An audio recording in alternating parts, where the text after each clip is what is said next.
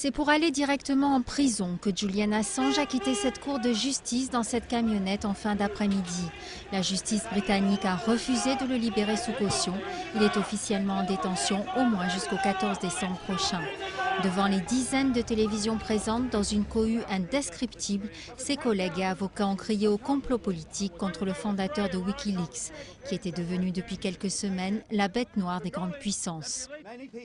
Il y a beaucoup de gens qui pensent que M. Assange est innocent, moi y compris. Et beaucoup de gens pensent que tout ce qui se passe répond à des objectifs politiques. Je suis ici parce que je suis très énervé par ce qui se passe. Comment cet homme est poursuivi pour avoir révélé la vérité et nous avoir donné à nous, le public, la possibilité de connaître la vérité. Julian Assange, que l'on voit ici sur des images d'archives datant de la fin octobre, s'était lui-même livré quelques heures plus tôt à la police, qui l'a immédiatement arrêté en vertu d'un mandat européen lancé par la Suède. La Suède lui reproche des faits de viol et d'agression sexuelle qui auraient été commis lors d'un séjour dans le pays en août dernier.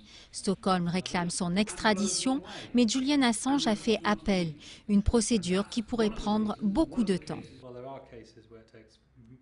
Il y a des cas où cela prend des mois et des mois, y compris pour des mandats d'arrêt européens.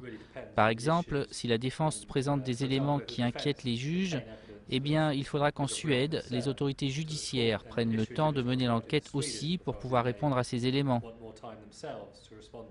Affaire de mœurs ou complot politique contre un homme énigmatique qui devenait trop gênant pour nombre de gouvernements sur cette planète, la question est posée. Ses avocats avaient beau jeu de souligner que son arrestation intervient quelques jours après la publication de quelques 250 000 télégrammes diplomatiques américains qui a mis Washington en fureur.